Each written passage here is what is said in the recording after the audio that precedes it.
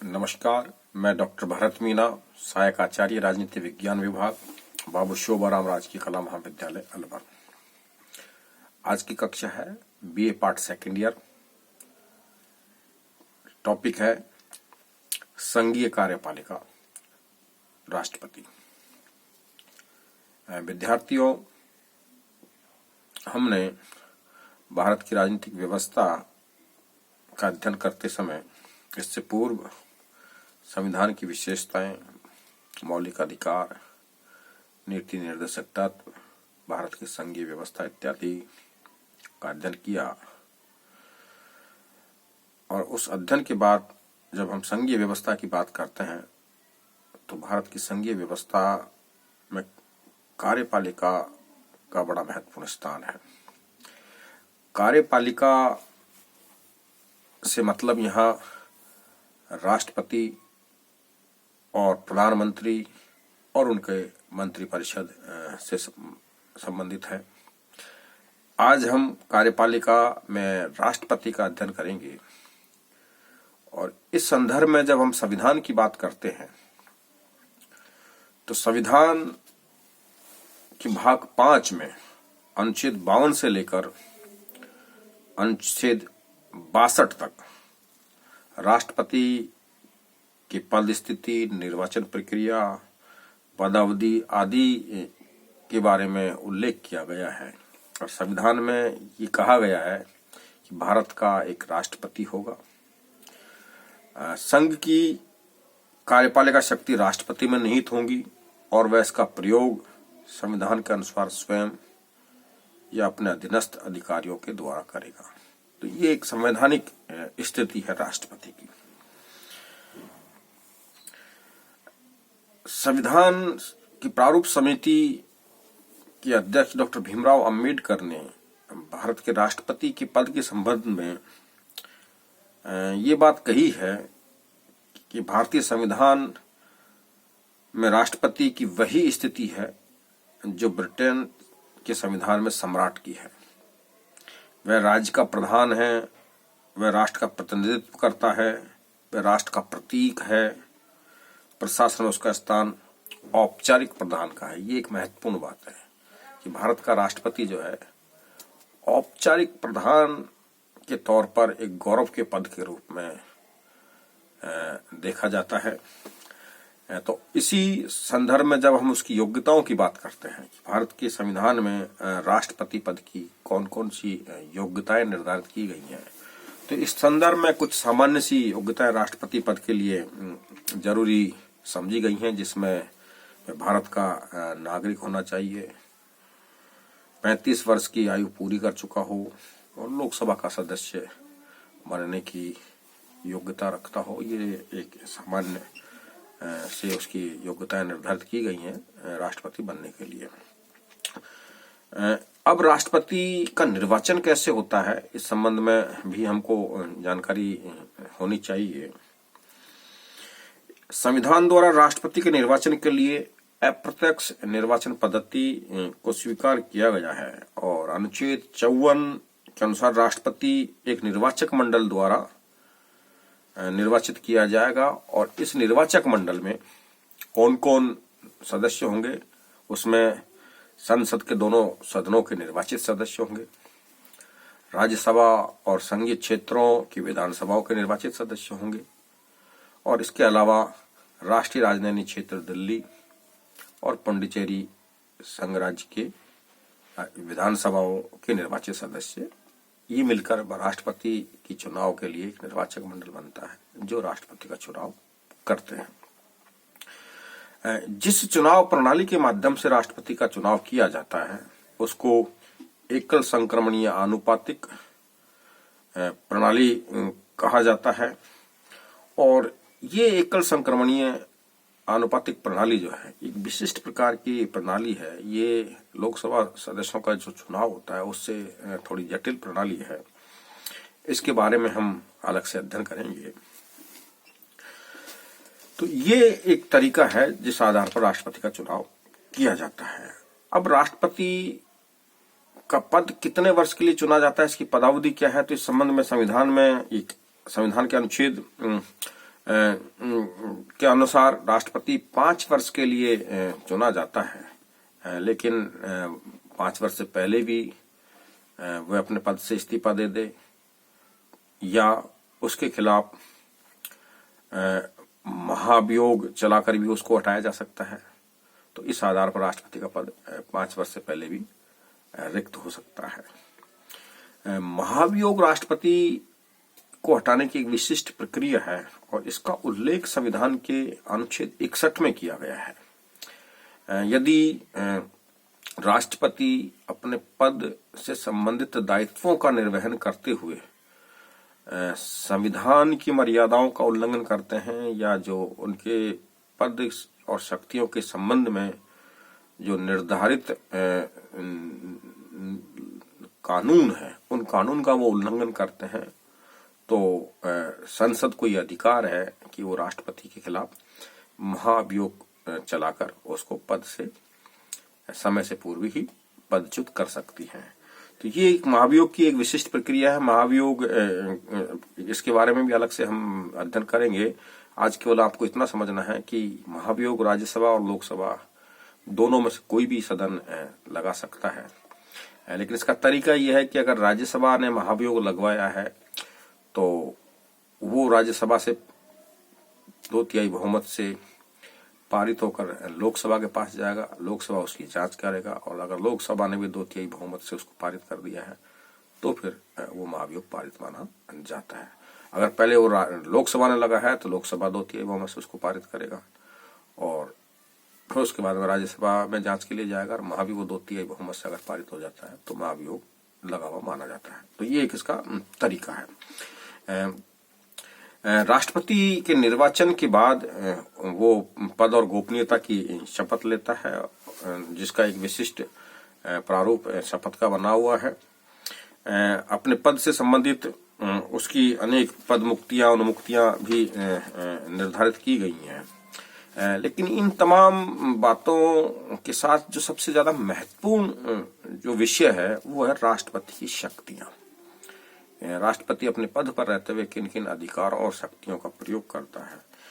तो इस संबंध में 2 प्रकार की शक्तियां राष्ट्रपति को प्राप्त है। एक तो उसकी सामान्य शक्तियां हैं और दूसरी उसकी आपातकालीन शक्तियां। सामान्य शक्तियों में हम देखते हैं जैसे कार्यपालिका शक्ति है, इसके अलावा विधायी शक्तियां हैं, वित्तीय शक्तियां हैं, न्यायिक शक्तियां हैं, ये इसकी सामान्य शक्तियां हैं। कार्यपालिका शक्ति से क्या मतलब है? कार्यपालिका शक्ति का मतलब यह है कि समस्त कार्य संविधान के अनुच्छेद 53 में ये स्पष्ट रूप से लिखा हुआ है कि भारत की संघीय कार्यपालिका की समस्त शक्तियां राष्ट्रपति में निहित होंगी और इन शक्तियों का प्रयोग राष्ट्रपति स्वयं या अपने अधीनस्थ अधिकारियों के माध्यम से करता है। राष्ट्रपति को यह अधिकार है कि वह प्रधानमंत्री और मंत्रिमंडल के निर्णयों की सूचना प्राप्त करे। प्रधानमंत्री का यह भी दायित्व है कि सभी महत्वपूर्ण निर्णयों से राष्ट्रपति को अवगत कराए और सरकार के सभी निर्णय उसी के निर्णय के रूप में माने जाएंगे। ये एक संवैधानिक स्थिति है और इस संवैधानिक स्थिति से राष्ट्रपति की कार्यपालिका शक्तियां स्पष्ट होती हैं। तो इस रूप में राष्ट्रपति विभिन्न नियुक्तियां करता है। उन नियुक्तियों में प्रमुख रूप से जो है राज्यों के राज्यपालों की नियुक्ति, उच्चतम न्यायालय के न्यायाधीशों की नियुक्ति, मुख्य न्यायाधीश की नियुक्ति, संघ लोक सेवा आयोग के अध्यक्ष और सदस्यों की नियुक्ति, महान्यायवादी की नियुक्ति, नियंत्रक और महालेखा परीक्षक की नियुक्ति, चुनाव आयोग के सदस्यों की नियुक्ति, राजभाषा आयोग, अनुसूचित जाति जनजाति आयोगों, पिछड़ा वर्ग आयोग, अंतर्राज्यीय परिषद के अध्यक्ष की नियुक्ति। तो ये तमाम प्रकार की जो नियुक्तियां हैं उसकी वो कार्यपालिका शक्तियों के अंदर आती है। इसी प्रकार वो प्रधानमंत्री की नियुक्ति भी राष्ट्रपति ही करेंगे। इस संदर्भ में परिपाटी यह है, संवैधानिक प्रावधान यह है कि लोकसभा में जो आम चुनाव के बाद लोकसभा में बहुमत प्राप्त दल का जो नेता है उसको राष्ट्रपति सरकार बनाने के लिए आमंत्रित करते हैं और इस नाते उसके नेता को प्रधानमंत्री की शपथ दिलाते हैं और उसके बाद में उसको बहुमत साबित करने के लिए एक निश्चित समय दिया जाता है। लेकिन राष्ट्रपति की स्थिति उस समय विशिष्ट हो जाती है जब लोकसभा में किसी भी दल को आम चुनाव के अंदर पर्याप्त बहुमत नहीं मिला हो, तो ऐसी स्थिति में राष्ट्रपति स्व विवेक से निर्णय लेते हैं या पूर्व परिपाटियों का सहारा लेते हैं। और ऐसी स्थिति में वो जब तक आत्मसंतुष्ट नहीं हो जाते कि संबंधित व्यक्ति या संबंधित गठबंधन का नेता या संबंधित समूह का नेता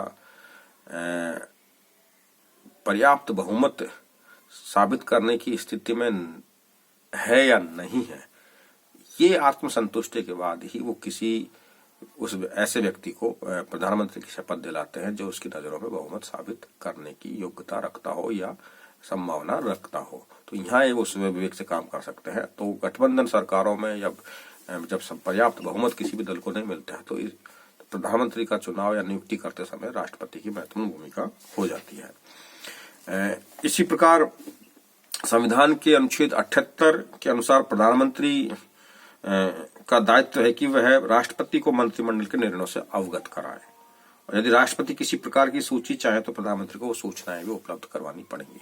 तो ये भी एक कार्यपालिका शक्ति राष्ट्रपति की हो जाती है कि वो प्रधानमंत्री से समय समय पर मंत्रिमंडल के सदस्यों की गतिविधियों के संबंध में जानकारी प्राप्त करते रहे। इसके साथ साथ राष्ट्रपति कार्यपालिका शक्तियों के तहत एक जो काम और महत्वपूर्ण करते हैं वो है केंद्र शासित जो प्रदेश है और कबायली जो क्षेत्र हैं उनके प्रशासन के बारे में वहां के प्रशासकों से वो वहां की जानकारी प्राप्त करते रहते हैं। वहां के प्रशासक भी वो खुद ही नियुक्त करते हैं, तो इस संबंध में वो सीधे राष्ट्रपति के प्रति रेस्पॉन्सिबल होते हैं। इसके अलावा राज्य सरकारों को समय समय पर राष्ट्रपति दिशा निर्देश प्रदान कर सकते हैं, ये भी उसकी कार्यपालिका शक्तियों के अंदर आता है। अंतर्राज्यीय मामलों के संबंध में वो देश का प्रतिनिधित्व करते हैं। तीनों सेनाओं का प्रधान सेनापति सुप्रीम कमांडर राष्ट्रपति ही होते हैं। इसके अलावा विभिन्न प्रकार के नियम और विनियमों का निर्माण किया जाता है, वो संसद के दोनों सदनों से पारित होने के बाद राष्ट्रपति के हस्ताक्षर के लिए जाते हैं। तो तमाम जो चीजें हैं नियंत्रक इस प्रक्रिया में जो है नियंत्रक और महालेखा परीक्षक और संयुक्त संघ लोक सेवा आयोग से संबंधित जितने भी प्रशासनिक दायित्वों का निर्धारण की बात आती है वहां राष्ट्रपति के माध्यम से वो सारी बातें निर्धारित की जाती हैं। तो ये तो है राष्ट्रपति की कार्यपालिका शक्तियां।